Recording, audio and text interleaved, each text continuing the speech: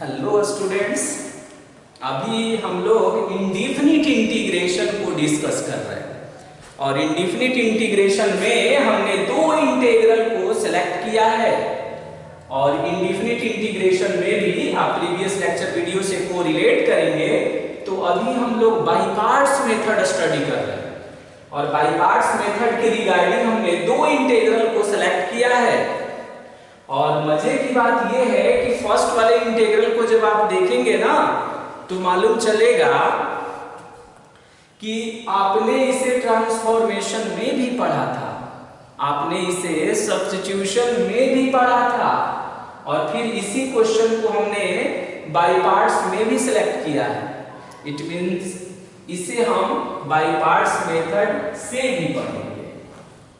Okay, इसीलिए पहले हम कह रहे थे कि ऐसी पॉसिबिलिटी हो सकती है कि एक ही इंटीग्रल डिफरेंट मेथड से इवैल्यूएट की जा सकती है और डिफरेंट मेथड से करने पर आंसर भी डिफरेंट हो सकता है, बट एक्चुअल आंसर जो होती है वो सेम ही होती है। देखने में डिफरेंट होता है बट वो एक्चुअली आइडेंटिकल होता है। इसके संदर्भ में हम अभी फर्स्ट वाले इंटीग्रल को बाय पार्ट्स मेथड से डिस्कस करके दिखाएंगे आपको। तो फर्स्ट को हमने कैपिटल I एज्यूम किया और ये है 5x + 3 √ 2x - 1 dx। 5x + 3 √ 2x - 1 dx। अब देखेंगे ना कि ये अलजेब्राइक है, सेकंड वाला फंक्शन भी अलजेब्राइक है। तो जब दोनों ही अलजेब्राइक हो जाएगा तो सेनियरिटी टेबल इसमें फेल हो जाएगा, जो आगे मैंने आपको सिखाया था। तो क्या करेंगे कि ये भी अलजेब्राइक है और ये भी अलजेब्राइक है, तो उस कंडीशन में खुद से सेल्फ थिंकिंग करेंगे और डिसाइड करेंगे कि we will be first function and who will be second algebraic function. कौन जो है फर्स्ट अलजेब्राइक फंक्शन होगा और कौन सेकेंड अलजेब्राइक फंक्शन होगा।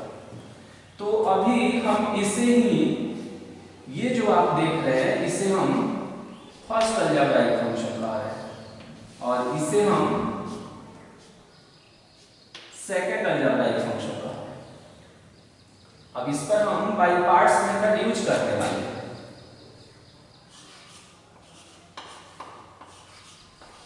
तो यहां हमने लिखा यूजिंग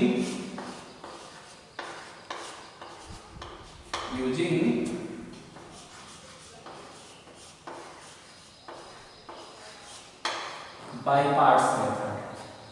तो बाय पार्ट्स मेथड में इसे हमने फर्स्ट फंक्शन माना, इसलिए ना कि इसका डीसी निकालना इजी उसके रेस्पेक्ट। इसको फर्स्ट इसको सेकंड करेंगे ना तो भी होगा, बट वो थोड़ा इसके रेस्पेक्ट में लेंथी होगा। हमने इसे फर्स्ट माना है और इसे सेकंड। तो first function into integration of second function minus integration, curly bracket ले लिया हमने, और डीसी ऑफ फर्स्ट फंक्शन यानी d/dx और 5x + 3 और फिर इंटीग्रेशन ऑफ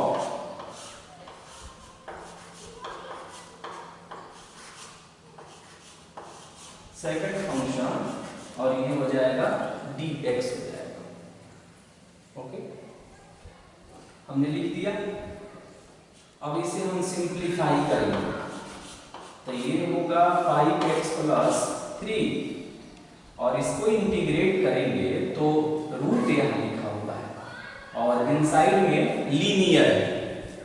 तो क्या करेंगे, इसे पावर में एक ऐड करेंगे और उसी से डिवाइड कर देंगे।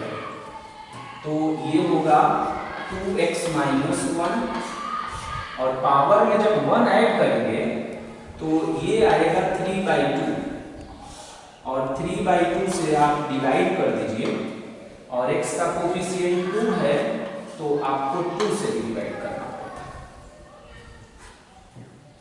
माइनस इंटीग्रेशन 5x + 3 का DC निकालिए तो 5 आएगा, फिर इसका इंटीग्रेशन तो 2x - 1 का पावर 3/2 और यहाँ भी 3/2, x का कोफिशिएंट 2 है तो 2 से डिवाइड कर देंगे और फिर यहाँ हो गया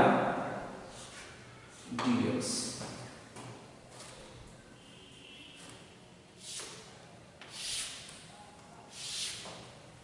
ओके, अब इसे और सिंप्लीफाई करेंगे हम। यहाँ देखेंगे कि 2 से 2 कैंसिल हो जाएगा, यहाँ पर भी 2 से 2 कैंसिल हो जाएगा।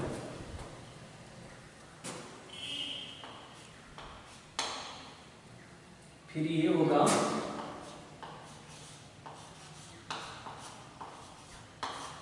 5x + 3 और ये हुआ 2x - 1 का पावर 3/2 और अपॉन में 3 माइनस। अब इसमें क्या करेंगे कि जो कांस्टेंट है उसे आउटसाइड करेंगे। तो देखिए 5/3 कांस्टेंट है, उसे हम आउटसाइड कर लेते हैं। तो 5/3 और 2x - 1 का पावर 3/2 dx। ओके, अब यहां तक हम पहुंच गए। अब देखेंगे कि लास्ट में अब फिर मुझे इसे इंटीग्रेट करना है। तो ये भी बेस है लीनियर और पावर है कांस्टेंट। फिर हम पावर में 1 ऐड करेंगे, उसी से डिवाइड करेंगे। तो ये है 1/3 5x + 3 2x - 1 का पावर 3/2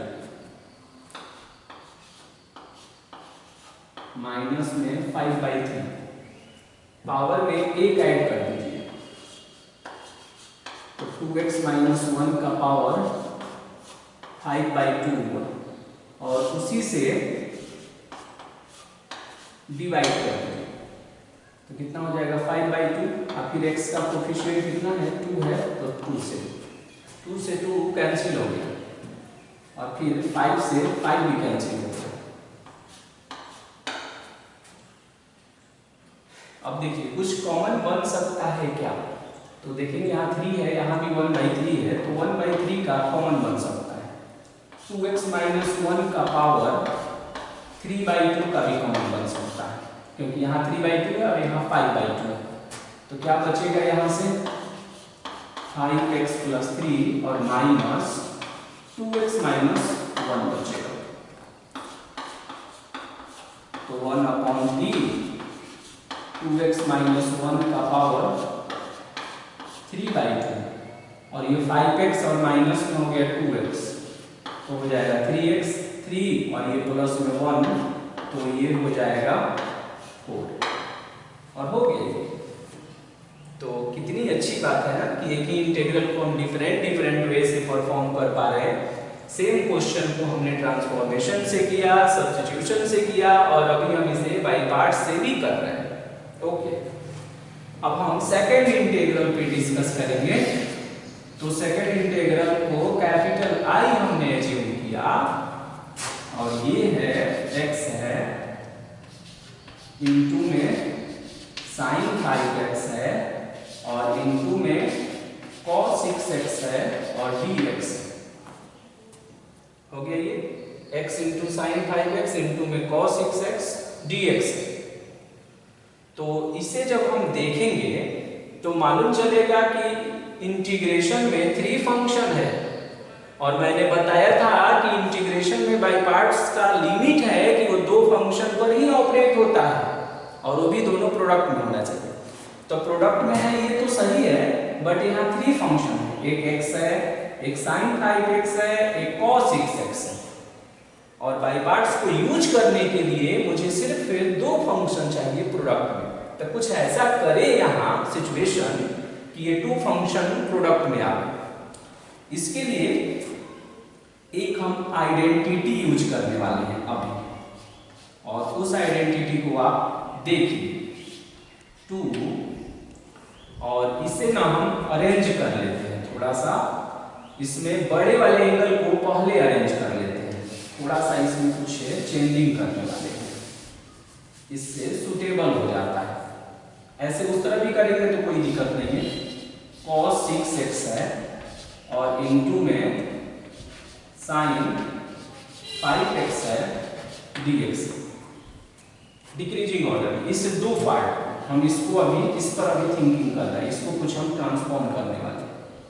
तो 2 cos a और इनटू में sin, 2 cos a इनटू में sin, तो इसका लिख रहे हैं हम sin a plus b minus sin a minus b, sin a plus b minus sin a minus b। तो देखिए यहाँ a का काम कौन कर रहा है, 6x कर रहा है, b का काम कौन कर रहा है, 5x कर रहा है। 2 नहीं है इसमें, तो यहाँ 2 नहीं है, तो इस 2 को हम लाकर इधर डिवाइड करेंगे। ऐसा करने से देखिए क्या हो रहा है, यहाँ x है और यहाँ हमने क्या किया, sin a प्लस b, तो ये बनेगा sin 6x प्लस में 5x minus sin 6x minus 5x upon में 2, और यहाँ ब्रैकेट क्लोज, और ये हो जाएगा dx।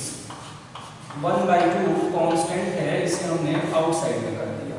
अब x से मल्टीप्लाई कर रहे हैं दोनों में, तो ये आएगा x और sin 11x dx माइनस, फिर यहाँ x है और ये हो जाएगा sin x dx bracket close.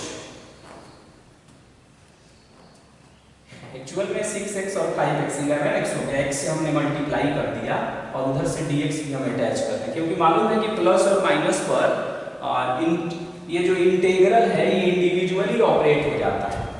अब यहाँ 2 पार्ट बन गया, एक हो गया sin 11x dx और एक है x sin x dx। अब दोनों को अलग अलग करके मुझे सिंप्लीफाई करना होगा। तो यहाँ से हम क्या कर रहे हैं कि let I1 is equal to x sin 11x dx।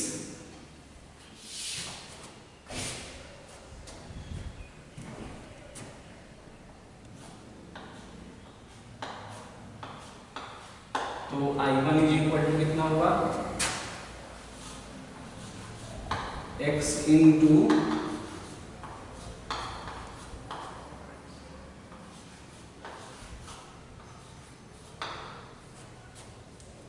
x into sine 11x dx। इस पर हम बाई पार्ट्स मेथड यूज करेंगे।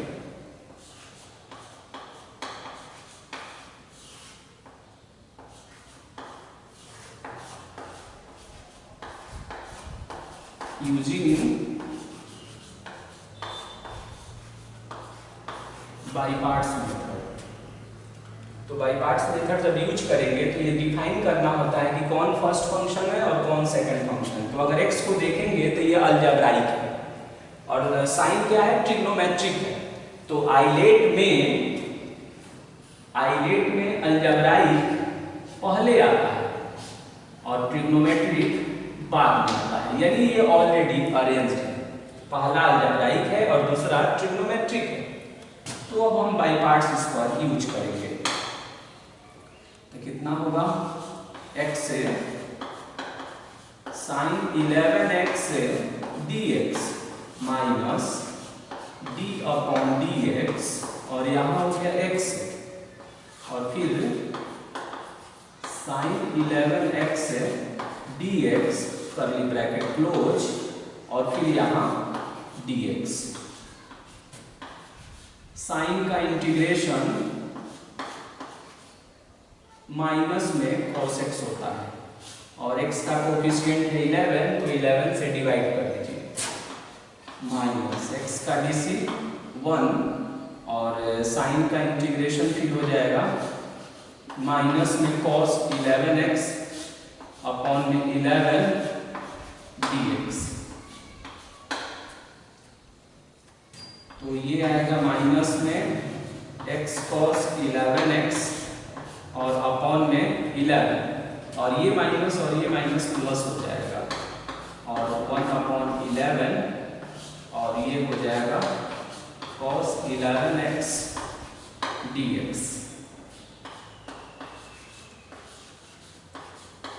x cos 11x upon 11 plus में 1 अपॉन 11 और cos का इंटीग्रेशन sin 11x और x का कोफिशिएंट है 11, तो फिर 11 से डिवाइड कर देंगे।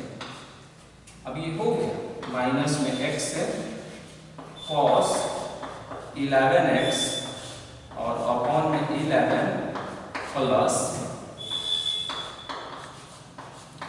sin 11x और अपॉन में 121 प्लस में आपका c भी हो गया। ये किसका वैल्यू हमने कैलकुलेट किया? I1 का किया। ये किसका था? I1 का। जब हम I1 कैलकुलेट कर लेंगे तब हम क्या करेंगे? I2 को कैलकुलेट करेंगे। तो I2 बताइए कितना है? I2 है x है और sin x है dx। इसे भी हम बाई पार्ट्स मेथड से यूज करेंगे। बाई पार्ट्स मेथड का इस पर यूज करेंगे, डायरेक्ट हम कर रहे हैं। x हो गया और ये ऑलरेडी अरेंज्ड भी है माइनस कर्ली ब्रैकेट फर्स्ट का dc लेंगे, सेकंड का इंटीग्रल फाइंड करेंगे, कर्ली ब्रैकेट क्लोज हुआ और dx हो गया।